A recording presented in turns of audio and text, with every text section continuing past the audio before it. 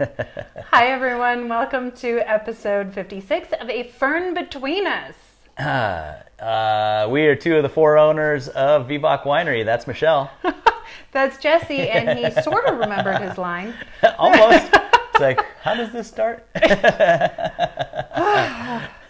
You see what I work with on a daily basis. It's gotta be rough. It's gotta be rough. It is difficult. Not as rough as my COVID shot hangover today. Oof. Yeah, tell us about that, babe. I got my second one yesterday, guys. I'm totally stoked. Cheers. Vaccinated. Cheers. Yes, and New Mexico just announced on the same day, or maybe it was on Wednesday. I can't remember. But the governor's thinking we're going to be fully open by June, whatever that means. If we get 60% of the people vaccinated, which end of June, 60% vaccinated, fully vaccinated, and we're on course to do that. Shot. She said like 9 weeks probably. So everyone, help that happen. Yeah, we need venues and stuff to start partying again. And speaking of, so everybody that's contacting us and wants to have 100 people or 150 people event at our place, guys, we couldn't handle that when pre-COVID. Non-COVID so days. Now that you have to distance tables and have all these protocols, hang in there. We hear you. We want to do it. Probably not going to happen this year. Probably not. Yeah, right. Right? Small. Think small. Small but fun. Yes, super fun. And you can now collect a group of people and do your own tasting party while you watch our show. Hey now. Whoa. That's a good bonus of what came out this week. All right, cool. Yeah. Without masks, if you're all vaccinated. Right? And outside.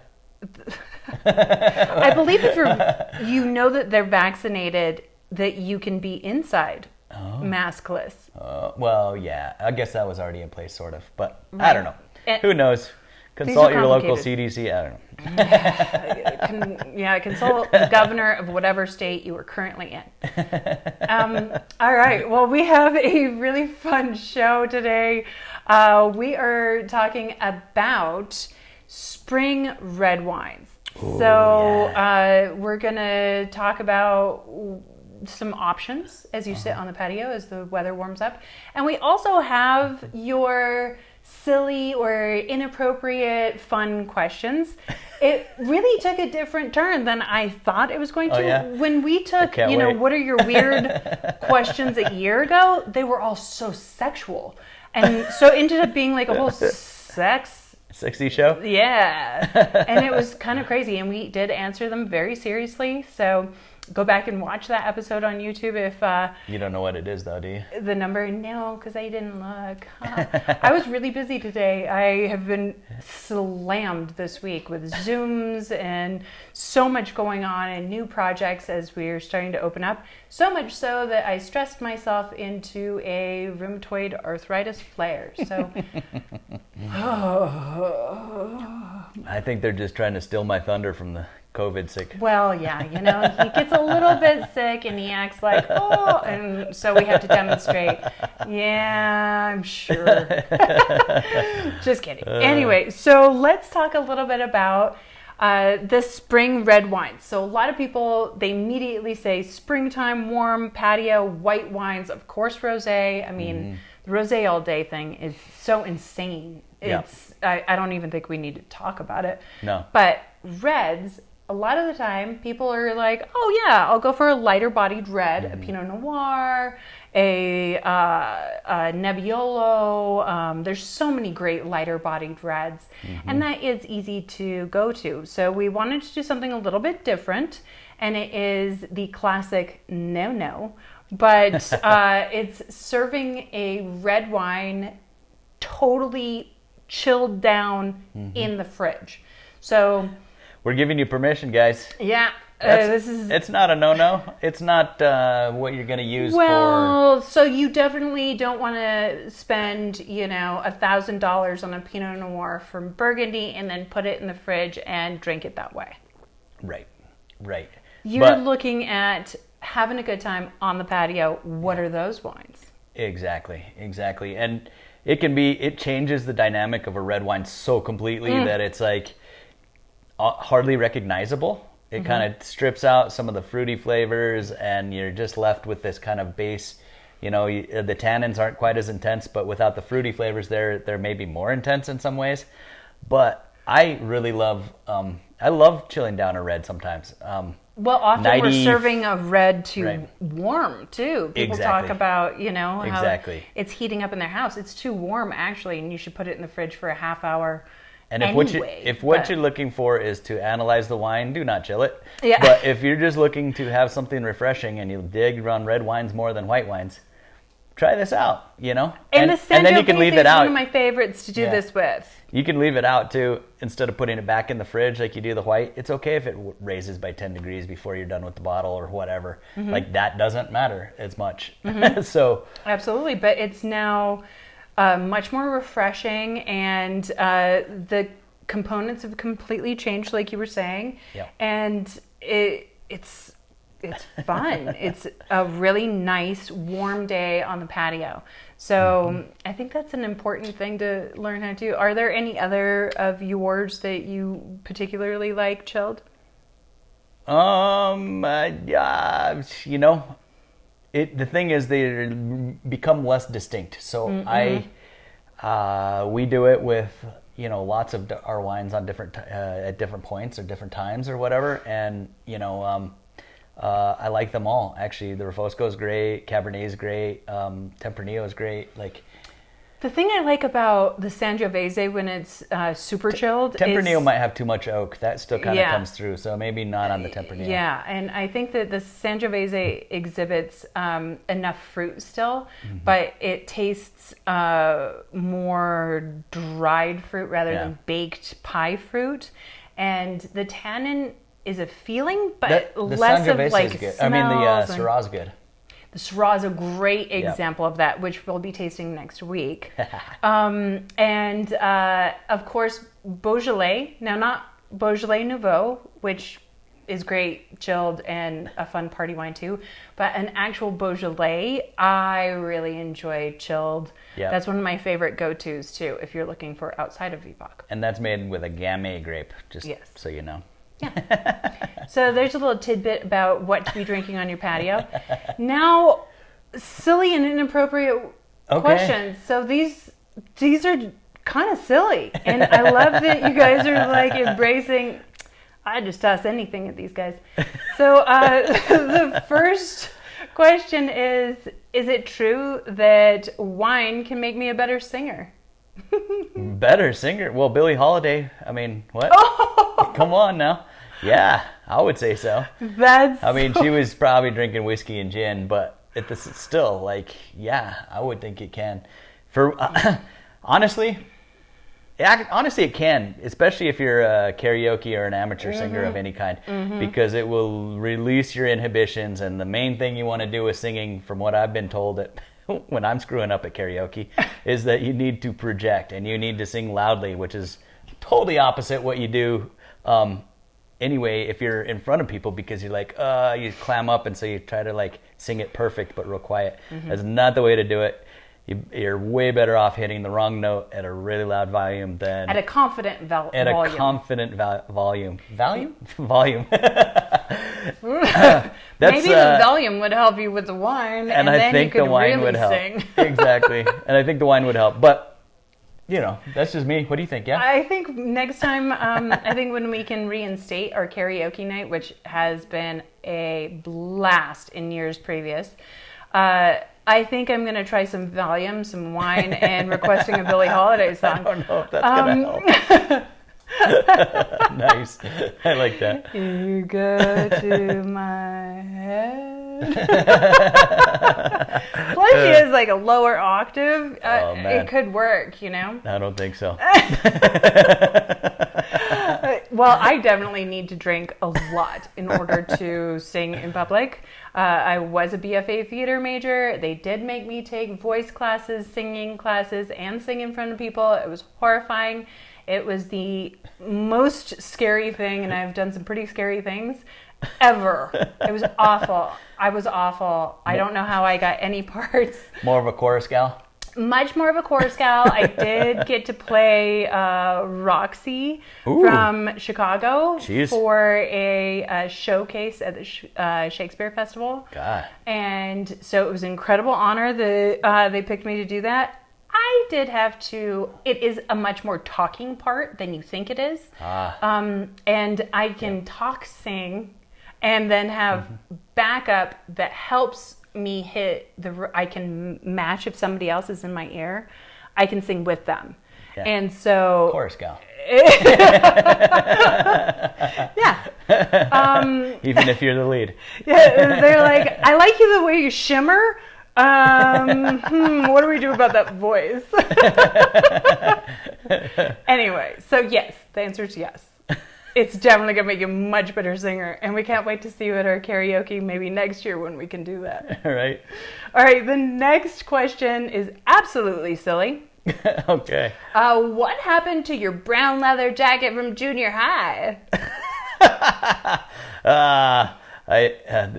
Marcy? I think this might be you. I didn't tell him. That's funny. Yeah, ninth grade, I came up from Espanola, a class of about 30 or 40 kids, and into a class of like 200 up at Taos Junior High in ninth grade. And back then it was at the junior high. And I thought I was pretty cool because, you know, amongst 40 kids, I was pretty cool. So I came up with, I believe I had a leather jacket and my little wispy vato mustache and some... So I was sporting some pretty good like wispy mullet, you know, the bottom of the hair mullet thing going on a little bit. Just about that long, nothing big, no rat tails. It had some flair. It was quite a look. I mean, I don't think I was that out of place back then, but to look back on that kind of stuff, yeah. Well, the secondary part to this question that I'm throwing in there is what look? So that was clearly a special look. I'm 2 years younger, so I wasn't around for that special time. But I definitely look back and see some looks that I'm like, oh. So is that ill-advised. Yeah, is that the one that really crescendoed for you for, oh no, wow. Well, or is there another one? Yeah, no, that might have been the height of, well, if you go back a couple years before that, or like say 6th grade, 7th grade, I had been to California, and even then I had a wispy, like a smaller wispy mustache going on. You know, the white guy vato thing, and but for some reason I thought it was great to wear a crop top. So I'm actually particularly glad that, you know, the Taos people never saw me in that one. I think that was 6th grade. That was really yeah, that's good. An 80s crop top. One said USA and one was like California Dreamin' or something, you know, one of those $5 Venice Beach t-shirts or $1 Venice Beach t-shirt, whatever you call it. I don't know. Yeah, no, those were some, I don't know, man, special bad. Yeah, I feel like that age, the middle school, you know, the 6, 7, 8, is particularly awkward as you try to figure out who you are and what look you want to put forward. And I think it was 7th grade, my school picture. It had to have been 7th grade because I had braces and I had braces during my crop top thing. Oh, God. And then I had permed my hair, which I already have curly hair, so why? I permed my hair, and then I did the Coke can bangs. Nice. Yeah, and then you mirrored it at that time with a wave. Yeah. Yeah, and you know, actually doing my hair today, I was like, it's maybe not cooperating. I did think it because I was like, my hair looks a little dorky today and it's kind of bugging me, and I was like, I should maybe just go ahead and like fully embrace the dorky old school hairdo. But I every once in a while come across this question, or yeah, I every once in a while come across like a picture of back then, and I am just it's horrible. Oh yeah. I love it. Yeah. And so it kind of continued all the way through high school, and then I had some bad styles in college too. Did you? Yeah, I tried to do like the 2 flannels lumberjack look, you know, like outdoorsy guy from 90s. I don't know what I was. I don't think it was hitting, probably, you know. I Timberlands, remember- I but remember not doing that right either. You know, I don't know. Right? I remember, was that your first year of college where you had the long hair and the mutton chops? I think I did the handlebar mustache there freshman year. With like, I mean, we have camping pictures together. Yeah, and I had like trying to do the Brad Pitt like medium length hair kind of deal, which also didn't work. I mean, I always thought I was doing okay, but well, and I'm pretty sure everybody thought you were pretty cute. I sure did. But to look back, I'm like, I was failing quite heavily. I don't know. You look with Brad Pitt in like Thelma and Louise around that time, and he looked great, and so that his style still holds up. So why did my style not hold up? Like I was not. He coached. had swagger. I'm sure, you know, he worked that part. That's a different kind of, that's a whole different conversation, I think. But I like it. So Marcy, you got your question answered. I finally got him to remember it. Right. And so there you go. The next question is, sometimes a wine says plum on the front of the bottle, and other times it's just in the description on the back. What's the difference? Plum? It's an example of, what's this wine? The wine says plum. Like, a fruit wine, you mean? And then on the back, sometimes it says it in the description. I think that's absolutely what they're getting at. Gotcha. Okay, yeah. So the confusion of the two different labels, what does it mean? Why is it plum sometimes forefront and versus back? So we distinguish, in wine world, we distinguish between grapes or any other fruit. Mm-hmm. Any other fruit is called a fruit wine. Grape wine is called wine, or the technical class is table wine, and that includes expensive table wine. You know. Chateau Lafite is a table wine. I don't care if you spend $10,000 on it. Right. It's a table wine. Exactly. But anything else is called a fruit wine, and it's distinguished in the U.S. for sure as a you have to label what the fruit wine is made from on the front label, because then it's a fruit wine and you have to say what it is.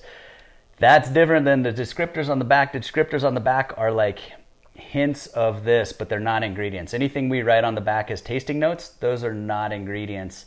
Those are not to be taken as ingredients. They, in theory, could be, but they would then on the front say what.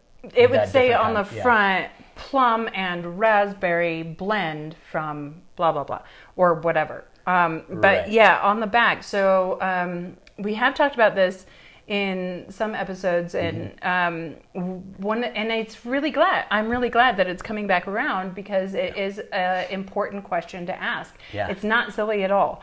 It is absolutely integral to understand how to read a label, and it's because during the fermentation process, wine grapes actually create stereoisomers, and they mimic things in our environment. So up to 10,000 can be created by a single wine grape in the finished product. Right. That is making it the most complex food product that there is on the planet. So any of those 10,000 stereoisomers, if they line up with similar flavors as a banana, which I guess in wine it's rare. Let's call it. Let's go to the plum. Yeah, let's go to plum. Like, so say plums have 40 different stereoisomers in them, and 3 of which are kind of the defining feature of what you taste and smell as a plum and know as a plum. So if this wine has 2 of those or 1 of those or all 3 of those in decent quantity as a where product, it's recognizable over and over again, right? Then some people who are familiar with plums may be like, it smells a little bit like a plum in some ways to me. And then therefore it makes the back of the bottle saying, tastes of plum, or whatever. And it's that for all the spices, for everything you smell and taste. That's where we get those tasting notes. But it's 100% from the wine grape. Right. Nothing's been added. The grape, the yeast, the fermentation process adds a bunch. The oak aging and the malolactic fermentation. So all those things combined will give you different flavors that make it really complex. And that's why there's 8,500 wineries in the United States, because all of us are dealing with different things and come up with, somebody in Oregon's Pinot tastes different than my Pinot. Oh no, I chose the wrong one. Tastes different than the neighbors or the milkman's Pinot. We know everybody's Pinot tastes different there, babe. Oh my God. Let's put it in another way. Merlot. Let's say Merlot. In another way, the front label is telling you exactly what is in it. Yeah. For example, Sangiovese, that's the name of the wine grape. And the back label is really kind of, it's your legal mumbo jumbo that you have to have on there. And it's also a little bit of a serenade to that's where we're selling you drinker. On us or on the wine or telling a story, whatever that. So they want to make it sound enticing. And a lot of people don't know how to put a name to what they smell and taste. So offering that can help a lot of people. It also pisses a lot of people off, which is kind of interesting. So you have the people that love that, and then you have the winophiles that really hate being told what to taste. Yeah. So you walk a fine line. Anyway, so that's not a silly question. It's a great question. That is. All right. The next question is, I opened a bottle of champagne with a friend, and she said it wasn't real. I just said it tasted good to me, but what did she mean by that? And I also like this question because it points out a great concept of conversation. Yeah. Most people are very uncomfortable if somebody in their group seems to be more knowledgeable, to ask or confront that person. Well, also, when people get excited about that they know wine, they also are probably, because there's so many details about wine in certain subject. I'll go to that in a second. But that you get a little defensive, like, no, I know this is not, this is not what I expect from and the lack of confidence makes them more adamant that they're probably right, and that definitely makes everyone back off. Okay, let's talk about the kids then, or the weather, like anything else. But in certain company, I'll be like, what do you get? Because I don't want to be the one saying, I think it's, and because they're such good tasters, and one of them is this one over here.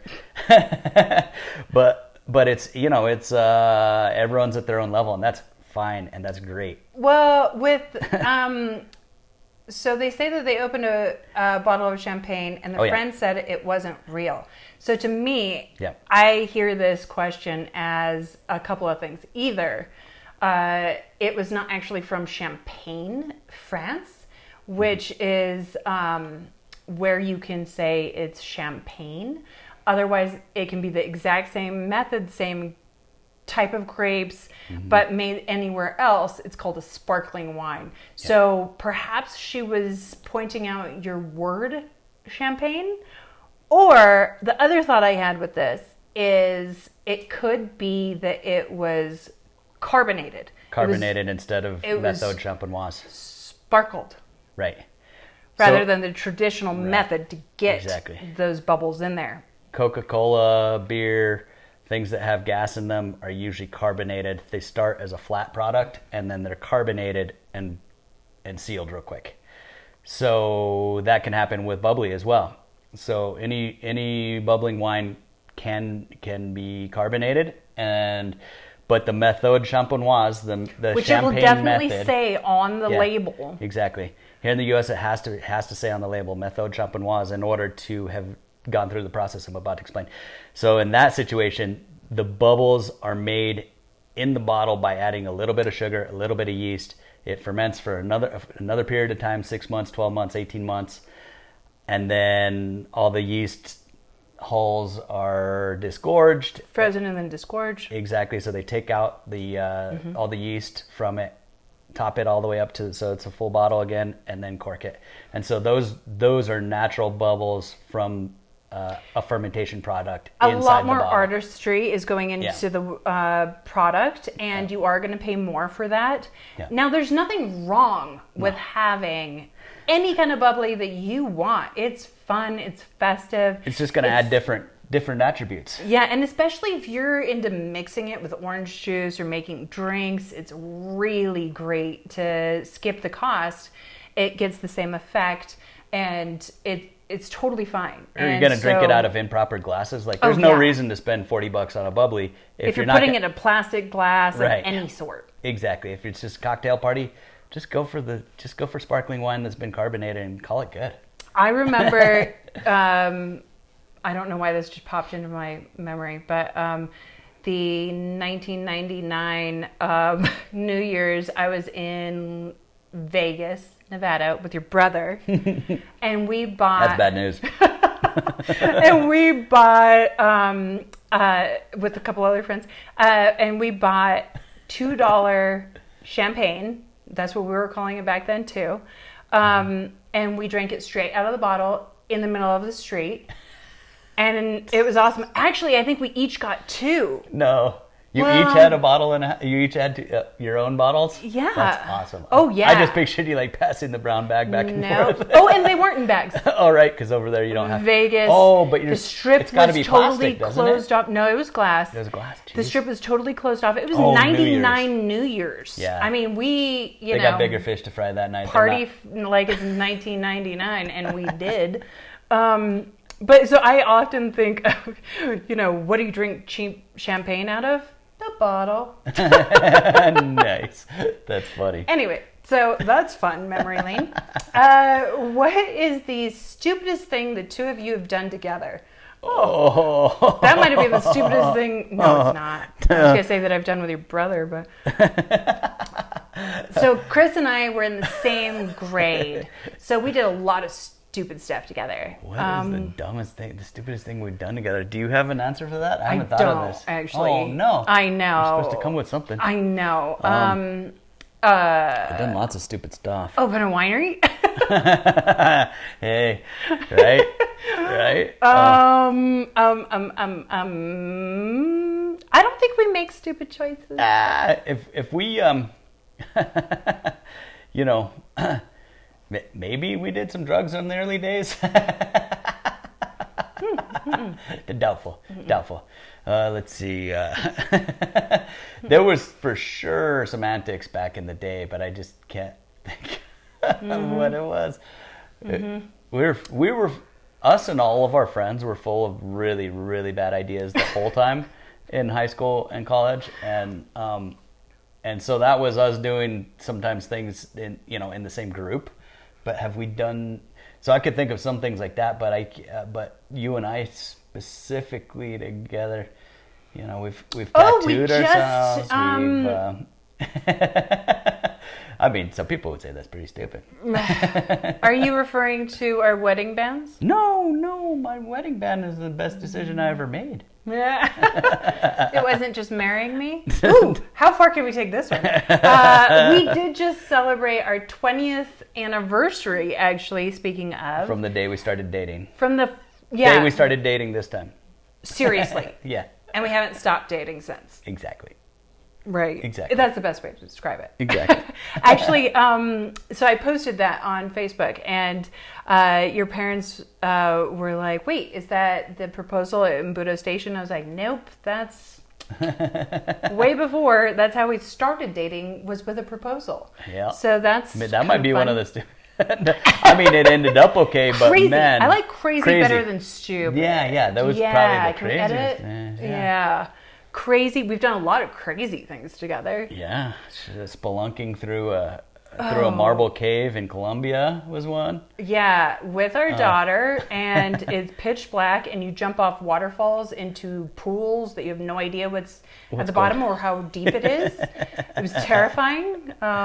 We also did some paragliding a couple times there. Mm-hmm. The first one in particular was very steep, and it definitely felt like we were throwing our child off a cliff, which was very weird. With a stranger, and she was going to end up 10 miles that way. Yeah. With us having no ability to protect her should anything weird go wrong there. So that seemed really stupid. That's maybe stupid even. Yeah. But definitely crazy. But definitely fun, too. Going to Colombia in general. When everyone told a lot us of not to. people said that was really stupid, but it was phenomenal and amazing. Yeah, exactly. Sorry. I guess we really like our choices. We make weird decisions and stick by them, I guess. Yeah, and we seem to be on the same track, too. We're like, yeah, that's a good idea. All right. So the next one is, how much money do you make?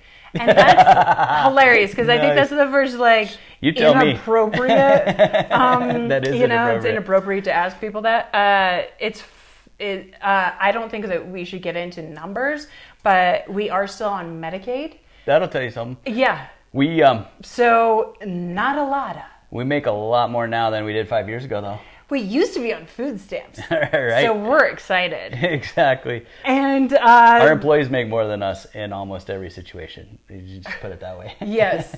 And you could ask them what they make. And then you can go down from there. The thing, I think that's interesting because but we live the high life. We do. And we were just talking about how, we were traveling, we were in Colombia, and that is something that, we post about. We share our lives, and we talk about how much we travel. We save everything. That's our thing. We have a very small house. We keep expenses as tight as possible, and then we've never spent more than $10,000 on a car. Yeah, for sure. We're not driving these brand new fancy cars, but we do all our own construction. Yeah, yeah. We say we pinch and pinch and pinch, but people treat us like royalty when we arrive at places, so that's really fun. And lavish us with meals and wines and. Boy, did it feel like we were like millionaires when we went to Central Europe and they rolled out the red carpet. I was doing all these competitions, and so they do fly me places, which is also really awesome. And then they give me presents to be there. Mm-hmm. Also really awesome. They pay for my food and board. So while it looks like I'm jet setting around, I am, and it is really awesome. But it's not on our dollar. And we save everything so that we can take our family unit and go and travel. Chris and Lily and their kids are in Mexico right now getting their turn to explore. And that was, that's a big part of what our goal was. So we've actually been talking about that recently. So that was a very on-point question. You're right. Chris and I, when we set out to start the winery, we're looking for idea. This is before we even had the idea of the winery. We said we want to be in business together. We had 3 criteria. One was we wanted to be in northern Mexico. 2 was we didn't want to have to be there personally for every dollar to be made. So I couldn't be something like a dentist where I had to fill a root canal in order to make the money, because then I wouldn't have the ability to possibly leave. And 3 was the reason we were doing this together was so that one could hold down the fort while the other one, was able to explore. And because traveling was our early passion, and going to different places or whatever. So it took 15 years before we really got to start. Before we had enough money that we had an extra $5,000 or maybe $10,000 a year to spend every extra dime we had on getting somewhere else. But now we're there, and we couldn't be happier. We feel rich, even though on paper we're really not. Yeah, and I'm really thankful with my medical issues, which just are so much fun, and continue to be really astronomically expensive, that we are lucky enough to have the Medicaid healthcare. We are really grateful for the years that we were on food stamps and having that availability. That was when we were working for free and working other jobs in order to bring in any income and still paying staff. So we have a long history of paying our staff and not ourselves. So that's kind of interesting. And we're still a little bit there. We're starting to pay ourselves more and more, which is great. And we will pass the staff, I promise. Right, I know. Not that it's a competition, but. Right. All right, so we've got one last question.